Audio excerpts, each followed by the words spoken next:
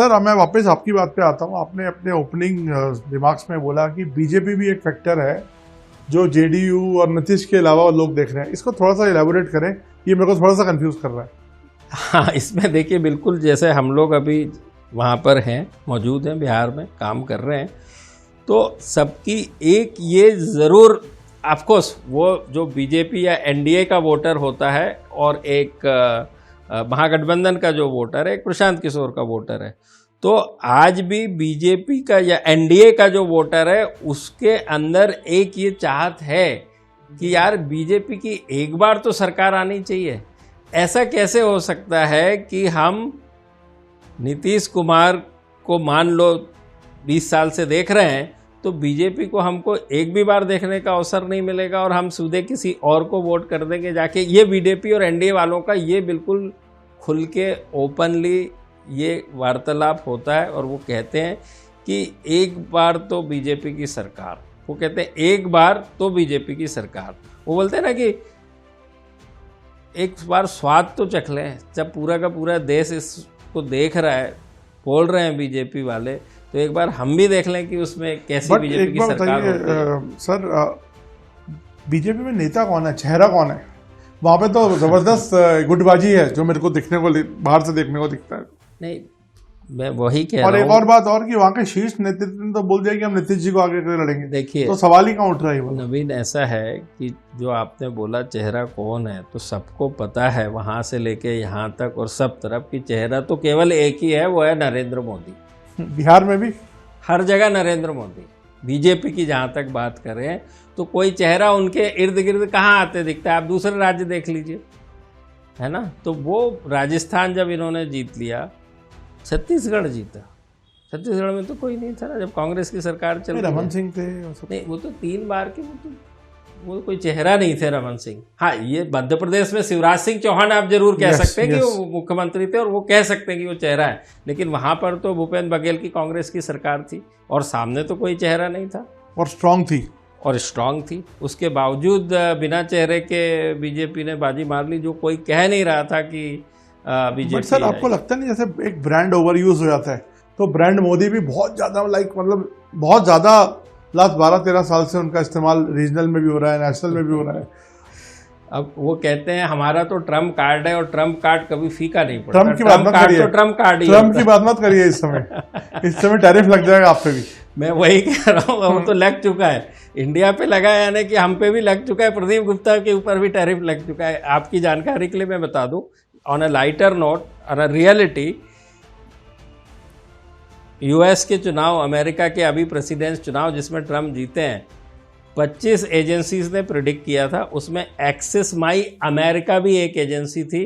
तो 25 में से केवल 2 एजेंसी थी जिन्होंने ट्रम्प की विक्ट्री प्रिडिक्ट की थी, और 23 उसमें से एक एक्सिस माई अमेरिका थी और एक ब्राजील की कंपनी थी एटलास, और 23 जो कंपनियां थी, एजेंसीज जो थी, वो कमला हैरिस को जितवा रही थी। तो प्रदीप जी ऐसा क्या हुआ कि देश में आप मार खा गए और विदेश में आपने नंबर बना लिया? ऐसा कैसे? मार का तो हमारा जहाँ तक बिल्कुल सही है, मैं बताता हूँ। I am just putting a question mark. बहुत अच्छा है सर, आपका सवाल बहुत अच्छा है कि ये हम तो इसको एक मैच की तरह लेते हैं, एक स्पोर्ट्स की तरह लेते हैं, ठीक है ना। आप हर मैच तो नहीं जीत सकते। जहाँ तक ट्रैक रिकॉर्ड का सवाल है, तो हमने 80 चुनाव में प्रेडिक्शन किया है, जिसमें अभी तक 74 6 अवसरों पर हम सही नहीं। स्ट्राइक रेट तो काफी जबरदस्त है, तो 90 के ऊपर का स्ट्राइक रेट है। और अमेरिका में पहली बार चुनाव का प्रेडिक्शन किया, तो वहां पे आपको कुछ वाहवाही मिली? वहां पे वाहवाही इतनी मिली कि जो कोर टीम थी ट्रम्प सरकार की, उन्होंने बुलाया था इनॉग्रेशन के लिए, मैं गया था। Very good. और सभी लोगों से मिला था। उसकी तस्वीरें आप जरूर हमारे को शेयर करिए। मैं तस्वीरें आप बोले तो मैं अभी दिखाऊंगा आपको, आप देखिएगा। तो इस तरह से है। तो मतलब आपका प्रेडिक्शन बिल्कुल सटीक रहा, एकदम सटीक था। ट्रम्प के हाथ में उधर आसान था, वहां तो जाति समीकरण वगैरह इतने मुश्किल नहीं है क्या? वहाँ रिलेटिवली कौन है, और एक जातिगत नहीं है, दूसरी चीज 2 ही पार्टी है, तीसरी चीज वहाँ का सिस्टम ऐसा है कि 50 जो राज्य हैं, जिस राज्य में एक वोट भी यदि आपकी पार्टी को ज्यादा मिला तो सारी सीटें वहां पे दे दी जाती है, उस पार्टी को दे दी जाती है। मैं वापस इंडिया पे आता हूँ क्योंकि चर्चा अभी बिहार की हो रही है सर। तो मैं अब आपसे अगर पूछूं कि पलड़ा किसका भारी है, तो अभी आप इस सिचुएशन में है बताने के? देखिए, पलड़ा भारी तो ऐसा है कि आज के हिसाब से, जब हम आज के हिसाब से भी मैं वही कह रहा हूँ नवीन, कि मैंने बताया ना, इतने सारे फैक्टर वहाँ पे, इतनी सारी जातियाँ हैं, तो आप वहाँ पर जाति कितने क्या फैक्टर्स है? सबसे पहला तो जाति है, दूसरा है नंबर ऑफ पार्टीज। तो लेकिन ये बड़ी विडंबना नहीं है कि 70 साल बाद 80 साल बाद भी हम बात कर रहे हैं तो जाति की बात कर रहे हैं? नहीं, देखिए नवीन, आप सब लोग ये कहते जरूर हैं कि हम जाति की बात करते हैं, लेकिन हकीकत जानिए, आप उसको उस नजरिए से लीजिए जो वोटर सोचता है। वोटर की साइकोलॉजी क्या है जाति के? यादव है तो मैं उसको वोट दूंगा? नहीं, वैसे नहीं है। एक वोट देना क्या प्रक्रिया है कि आप अपना जन प्रतिनिधि चुन रहे हैं। जन प्रतिनिधि कौन है? जो आपकी आशाएं, आकांक्षाएं, अपेक्षाओं को समझे, आपका कल्चर समझे, आपकी भाषा को समझे, आपकी ज़रूरतों को समझे, वो आपका जनप्रतिनिधि है। हकीकत में जनप्रतिनिधि है, मेरा जनप्रतिनिधित्व कर रहा है जो भी लीडर है। तो जो यदि मेरी जाति का है, मैं खुद भी सोचता हूँ इस मामले में, जो मेरे बीच का है, जो मेरे समुदाय, परिवार, जाति, इनको समझता है, तो मैं उसको वोट क्यों ना दूं भाई? क्या दिक्कत है उसमें? दिक्कत तो कुछ भी नहीं है।